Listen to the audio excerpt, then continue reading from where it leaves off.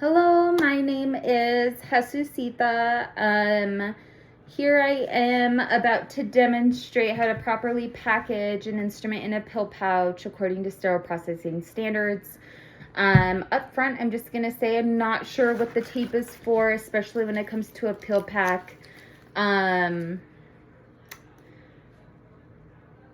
know that you could probably seal it off, but even then I don't feel like this is the appropriate tape, so I do not plan to use this. If I lose points for it, I totally understand. But I am going to start off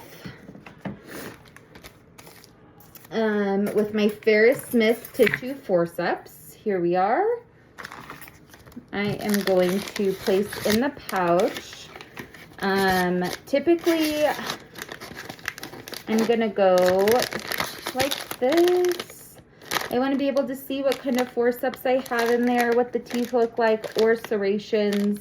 I will insert my chemical indicator right on this side. I'm going to do my best. In dental, we do have strict protocols, just like anywhere else, but I want to make sure that I'm holding directly on that line.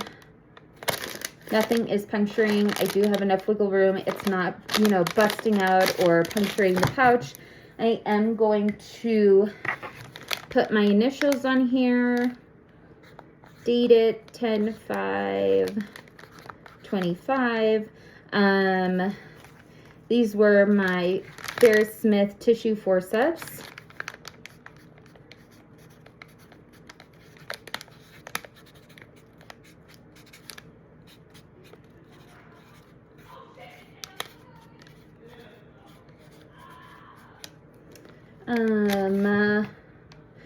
Obviously, prior to this, I would definitely make sure that my instruments are, one, clean.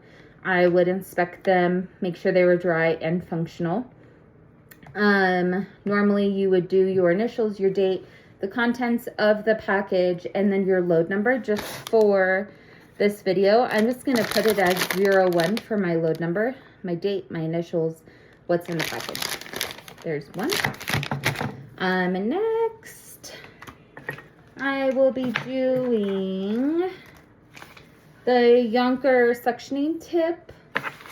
Honestly, I think by far, after learning all my instruments, this is one of my favorites. I just like the way that it looks, and I like the little parts.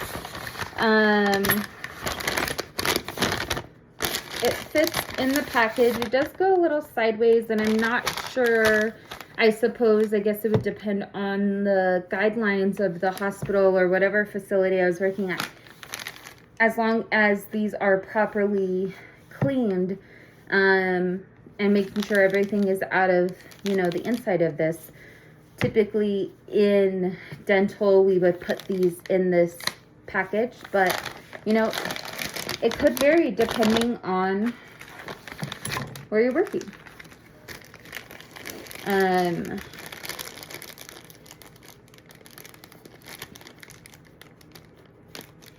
can get these out. There goes my sterile indicator. I'm going to make sure that it's flipped the right way.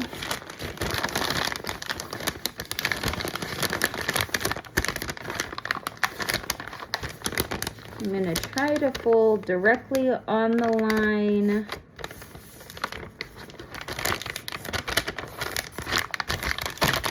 Right.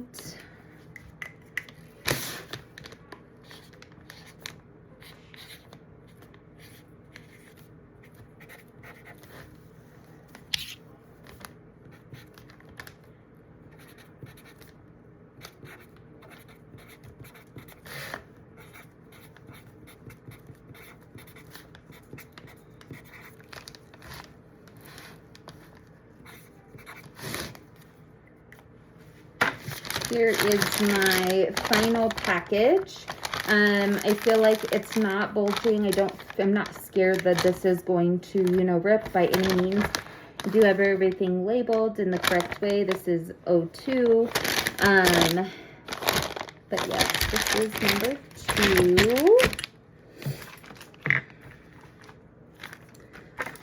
Next, I'm going to do my Babak tissue forceps. These ones. I am going to place them in my pouch. Just like this. Open. I will place a steam indicator strip in there.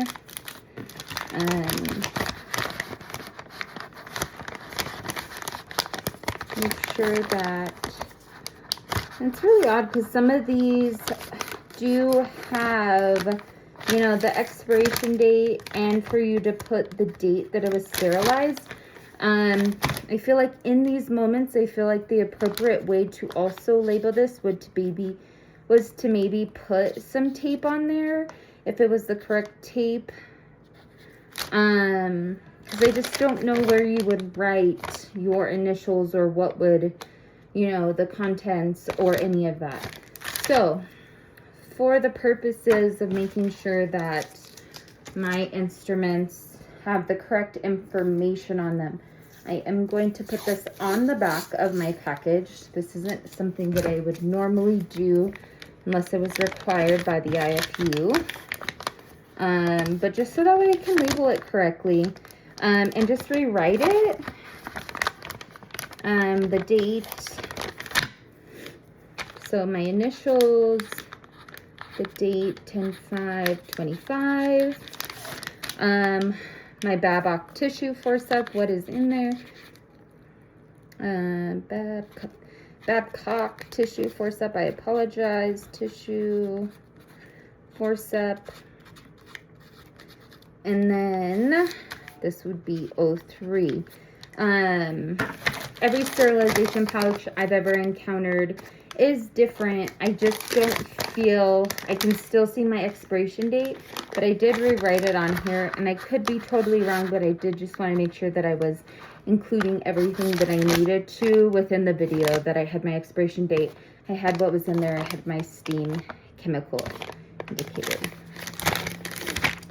I'm going to do one more. We're going to do just regular tissue forceps. This one does have teeth. Something I learned in dental, which I know is very different from, you know, medical sterilization, is if there's any type of forceps or anything that would indicate what it was, if it was not labeled, would be for you to put it down so that way you're not looking to hide. Like if you had this and the teeth were stuck up here somewhere where you couldn't see, for me, as long as it's not, you know, perforating my pouch or, you know, causing damage. And I should have my ring off. I apologize. I have my hairnet, my mask, all the good stuff, gloves, if I had them. But I'm going to place my stomach, my steam indicator. There we go. I'm going to write directly. And like I said, some of these pouches are different. I think that's the beauty of like adapting to what's around you. So on here, I'm going to put the date. 10/5/25, my initials. And these are just tissue forceps.